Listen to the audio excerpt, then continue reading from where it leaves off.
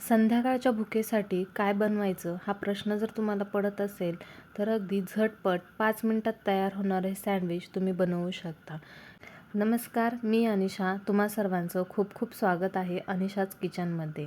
आज आपण अगदी झटपट 5 मिनिटात तयार होणारं सँडविच बनवणार आहोत. इथे मी 4 ब्रेड घेतलेले आहेत. 2 ब्रेडवर आपण मायोनीज लावून घेणार आहोत.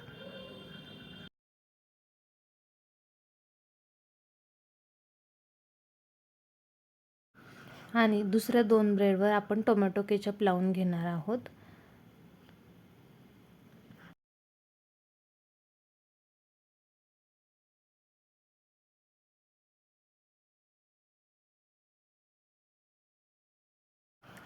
त्यानंतर टोमॅटो केचप लावलेल्या ब्रेडवर आपल्याला कांदा टाकून घ्यायचा आहे. कांदा इथे मी बारीक कट करून घेतलेला आहे.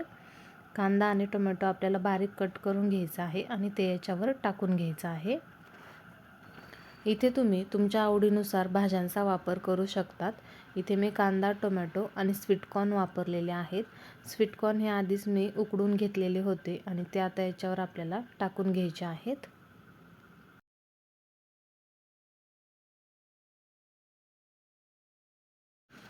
याच्यावर वरून थोडंसं आपल्याला मीठ टाकून घ्यायचं आहे. त्यावर आपल्याला आता चीज खिसून टाकायचं आहे. मी इथे चीज क्यूबचा उपयोग केलेला आहे. दोन्हीवर आपण थोडं थोडं चीज खिसून टाकणार आहोत.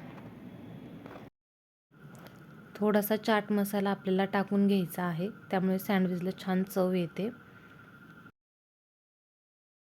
आणि थोडंसं स्पायसी करण्यासाठी इथे मी चिली फ्लेक्स टाकून घेत आहे. तुम्ही इथं ऑर्गॅनो देखील टाकू शकतात. मायोनीज लावलेला ब्रेड आता याच्यावर आपल्याला ठेवून द्यायचा आहे. गॅसवर इथे मी तवा आधीच गरम होण्यासाठी ठेवला होता. त्यावर आता आपल्याला थोडंसं बटर लावून घ्यायचं आहे. बटर जर नसेल तर इथे तुम्ही तुपाचा देखील वापर करू शकतात. त्यावर आता आपण हे सँडविच ठेवून घेणार आहोत.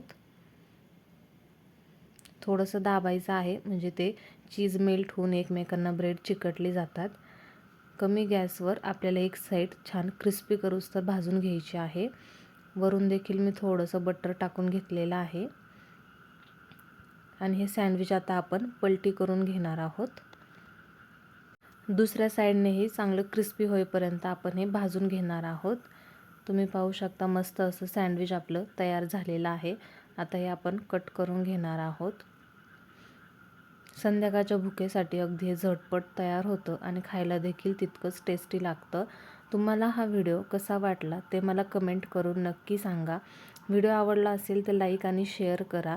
चॅनलला अजून सबस्क्राईब केलेलं नसेल तर चॅनलला सबस्क्राईब नक्की करा.